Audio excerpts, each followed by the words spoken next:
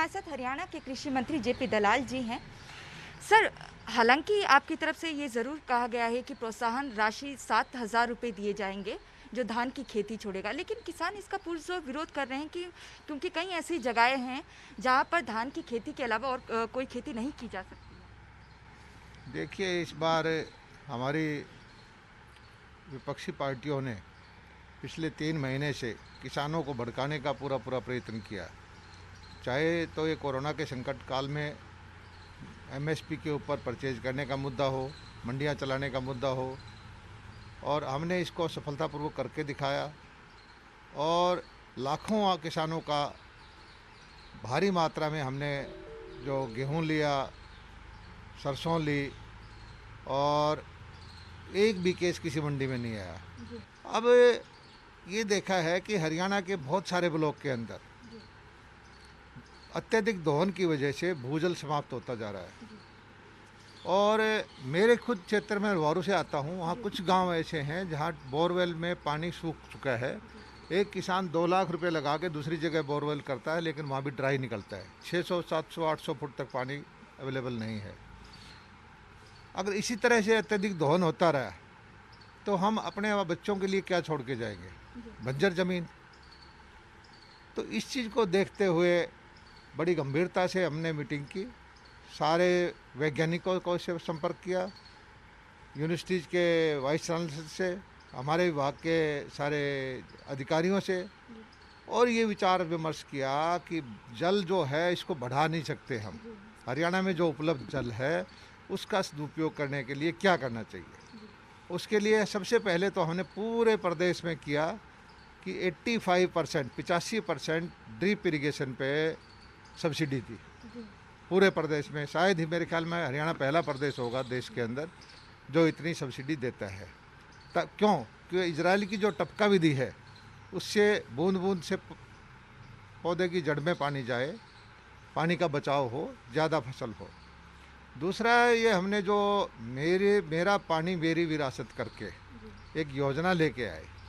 हमने सारे हरियाणा के सब ब्लॉक की मैपिंग की हुई है, किसमें पानी भूजल कितने मीटर पे है, जो सबसे गहरा पानी जहाँ चला गया और जहाँ पानी तेज़ी से दोहन की वजह से नीचे जा रहा है, उन 8 ब्लॉक को छाटा और उसमें देखा कि उसमें 3-4 ब्लॉक तो थे उधर के 8 ब्लॉक के अलावा, लेकिन वहाँ धान नहीं बोते, वहाँ तो कपास की, बाजरा की खेती होती है। वो लोहारू, बारडा, महेंद्रगढ़ इस तरफ का इलाका है।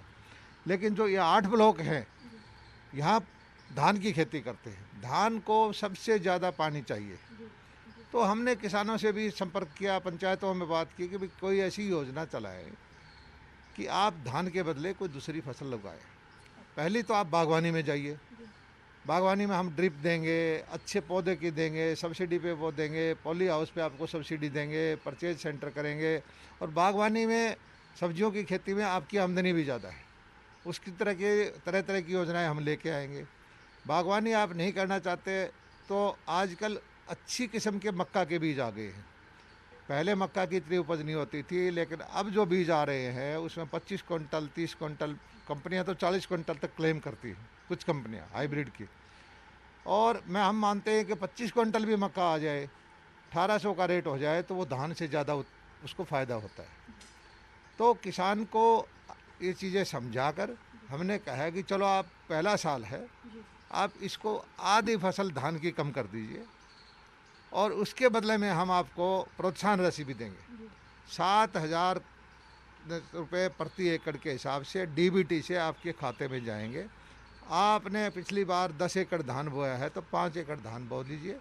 बचे हुए 5 एकड़ में आपकी मर्जी से आप उसमें गन्ना लगाइए, आप उसमें धान लगाइए, आप उसमें कपास लगाइए, आप उसमें बागवानी करिए, आप दलहन की खेती करिए, और उन सारी खेतियों में आपको घाटा नहीं होगा।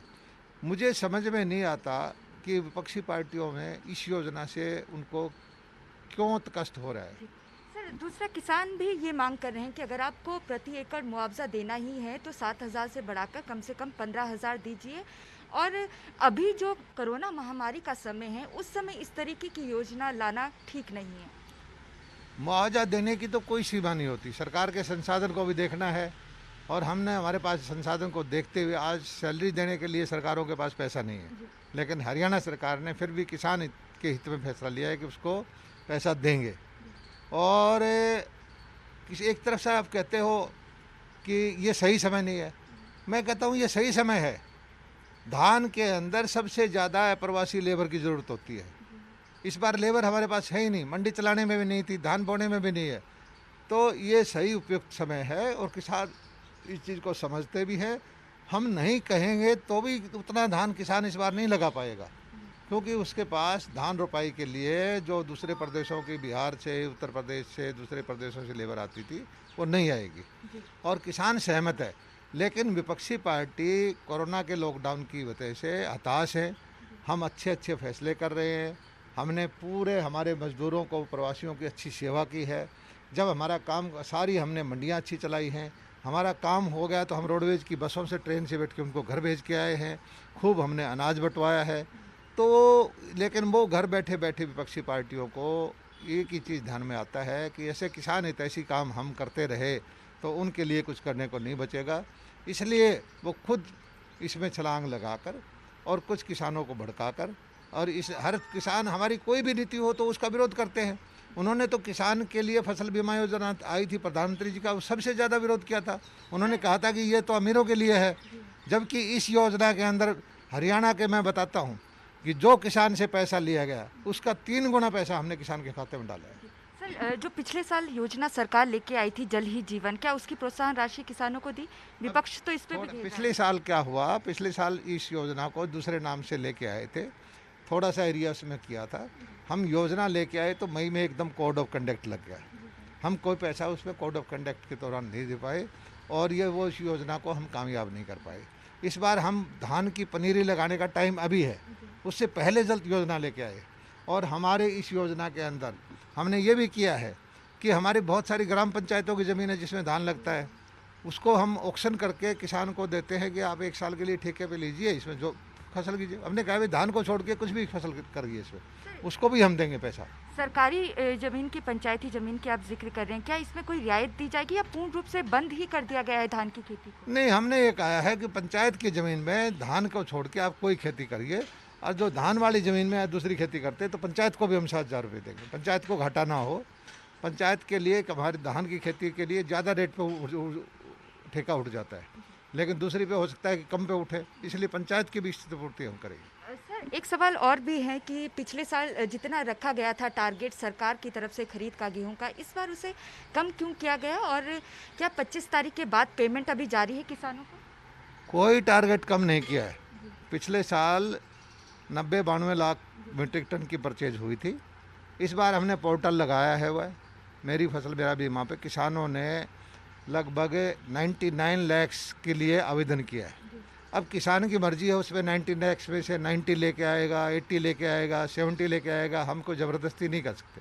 लेकिन किसान जितना भी फसल लेके आएगा, चाहे वो 1 करोड़ लाख मीट्रिक टन लेके आए, हम अपनी मंडी पे उसका स्वागत करेंगे। और आज के दिन तक हमने 5 तारीख तक का पैसा परचेज हुई थी। हमने किसानों के खाते में डायरेक्ट सिस्टम शुरू किया है। थोड़ा सा 2-4-5 दिन की लेट ज़रूर हुई है, हम किसानों से क्षमा चाहते हैं, लेकिन ये जो भी फैसला था, हम किसान हितैषी सरकार है, हम चाहते हैं कि किसान का पैसा किसान के खाते में जाए।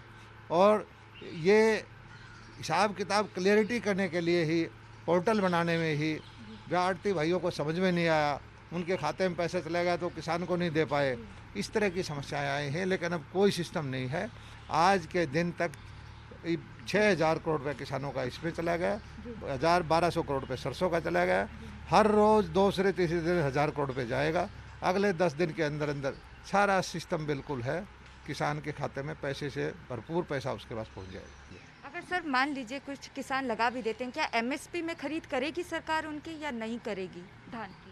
नहीं, धान के एमएसपी पे सब जगह कर रहे हैं, लेकिन इन ब्लॉक में जो हमारी बात नहीं मानता है, अगर ऐसा कुछ होगा तो उसको हम बाध्य क्यों होंगे? जब हम उसको ये कर रहे हैं कि भाई आप पानी को बचाइए, आप अपनी अगली पीढ़ी के लिए पानी छोड़ के जाइए, आप धान के बदले में हमारे से कोई और फसल लीजिए, हम आपको अच्छी बीज उपलब्ध करा रहे हैं, ज़्यादा उपजाऊ फसल के साधन आपको दे रहे हैं, आप बागवानी करना चाहें तो बागवानी के लिए मल्चिंग के लिए, ड्रिप के लिए, बम्बू के लिए, पॉली हाउस के लिए आपके सस्ते रेट पे आपको पौध दे रहे हैं, सब चीज़ कर रहे हैं, फिर भी कोई अगर नहीं करना चाहता तो हम उसकी फसल खरीदने के लिए बाध्य क्यों होंगे? और ऐसा कोई 1000 में से एक ही किसान होगा। धन्यवाद सर।